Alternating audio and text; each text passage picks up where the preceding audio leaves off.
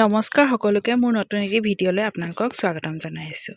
এয়া পুখুৰী পাৰলৈ আহি আছোঁ। দেখিছেনে মোৰ পিছফালে লমালমে ৰবাব টেঙা লাগি আছে। পুখুৰী পাৰলৈ আহিছোঁ কাৰণ পেহাই মাছ মাৰিবলৈ লৈছে। ঘৰতে এসাঁজমান খাবলৈ বুলি সৰু পুখুৰীতে মাছ ধৰিব লৈছে। তেওঁ জাল পেলাইছে। এয়া পোৱালিকেইটা দেখিছেনে কেনেকুৱা উৎপাত কৰি আছে।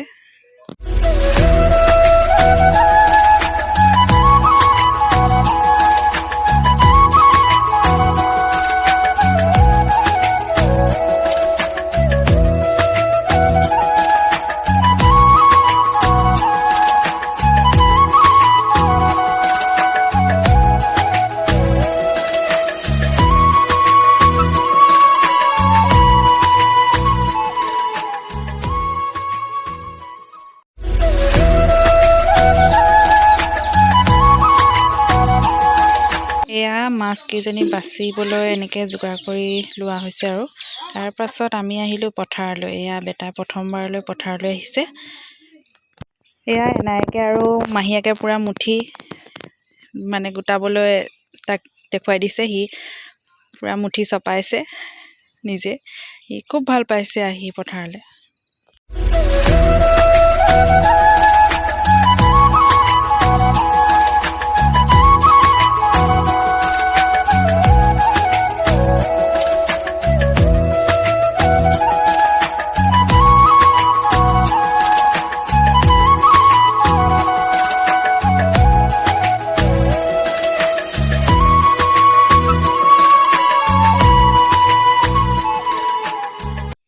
এতিয়া আমি ঘৰলৈ বুলি উভতিছোঁ। ঘৰটো ওচৰতে যিহেতু পালোহিয়ে। তাৰপাছত ভাত এই মাছেৰে যোগাৰ কৰি থৈছিলে। এয়া ভাত সাজ ধুনীয়াকৈ খাই বৈ অকণমান ৰেষ্ট লৈ সন্ধিয়ালৈ আকৌ চাহ খাবলৈ বুলি এয়া নাৰিকলৰ লাড়ু মায়ে আৰু ভণ্টিয়ে লগ লাগি বনাইছে।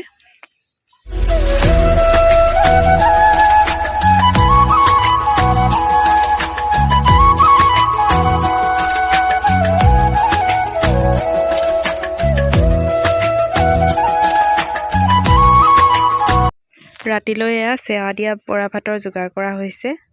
সাধাৰণকৈ এসাঁজ সকলোৱে মিলি খাওঁ বুলি আজি যোগাৰ কৰিছে। চেৱা দিয়া বৰা ভাত কেনেকৈ বনায় সকলো অসমীয়া মানুহে জানেই। মই সাধাৰণকৈ দেখাইছোঁ। এয়া জুইত বনোৱা হৈছে। অলপ সময় তিয়াই থৈ চাউলটো ভাপত দিয়া হৈছে। তাৰপাছত এতিয়া মুৰ্গী মাংসও কাটি থকা হৈছে। সাধাৰণকৈ এসাঁজ বনাবলৈ যোগাৰ কৰা হৈছে আজি। ৰাতিৰ সাঁজটো ধুনীয়াকৈ খাওঁ বুলি সকলোৱে মিলি।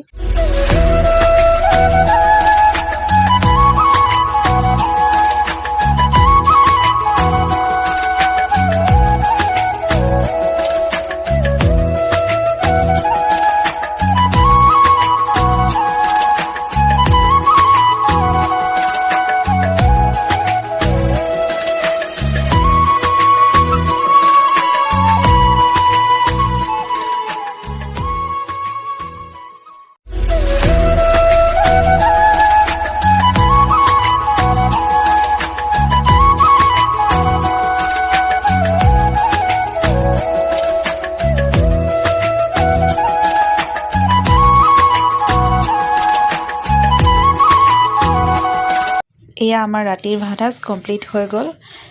কেনেকুৱা লাগিলে ভিডিঅ'টো জনাব। যদি ভাল লাগে লাইক শ্বেয়াৰ ছাবস্ক্ৰাইব কমেণ্ট কৰিব। আজিলৈ ইয়াতে সমাপ্ত কৰিছোঁ। ধন্যবাদ।